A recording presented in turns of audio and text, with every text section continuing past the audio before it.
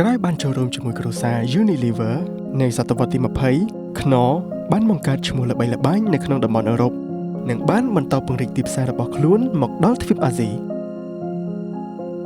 តែ Knorr មានយុទ្ធនាការអ្វីខ្លះនៅតំបន់អាស៊ីនៅប្រទេសហ្វីលីពីន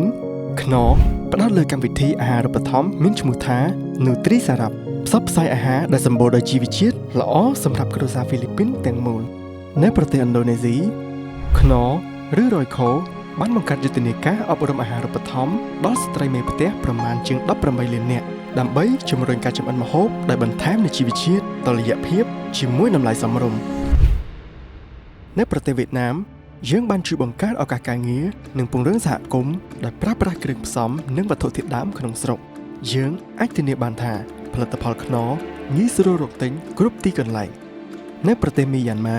Knorr បានចូលរួមជាមួយនឹងកម្មវិធីសុខភាពសាធារណៈដែលផ្ដោតសំខាន់ក្នុងការបន្ថែមជាតិដែកទៅក្នុងគ្រឿងផ្សំប្រចាំថ្ងៃដើម្បីឲ្យប្រាកដថាម្ហូបគ្រប់ចានដែលបានចម្អិនជាមួយ Knorr គឺសម្បូរដោយជីវជាតិនិងមានរសជាតិឈ្ងុយឆ្ងាញ់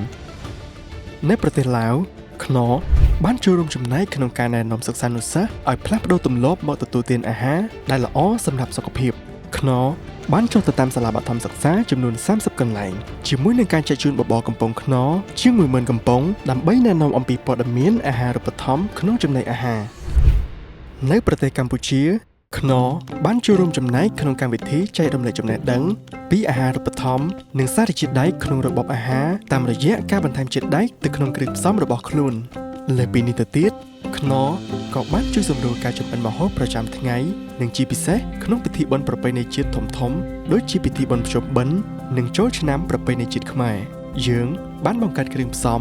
និងវត្ថុធាតុដើមដែលសម្បូរដោយជីវជាតិជាមួយនឹងរសជាតិដែលផ្សារភ្ជាប់ពីមួយជំនាន់ទៅមួយជំនាន់ជាមួយយុទ្ធនាការទាំងនេះសបញ្ជាក់ថាម៉ាកផលិតផល Knorr ជាចំណែកមួយក្នុងការផ្ដល់អាហារូបត្ថម្ភនិងបង្កើនទំនាក់ទំនងយ៉ាងជិតស្និទ្ធក្នុងគ្រួសារដែលយើងបង្កើតរូបមន្តដែលមានរសជាតិបត់បែនទៅតាមប្រទេសនីមួយៗដើម្បីធានាថាអាហារគ្រប់ចានត្រូវតែមានរសជាតិឆ្ងាញ់សម្បូរជីវជាតិងាយស្រួលចម្អិនល្អសម្រាប់អ្នកប្រើប្រាស់និងរក្សានូវបរិស្ថាន Knorr ម្ហូបគ្រប់មុខឈ្ងុយឆ្ងាញ់មានជាតិ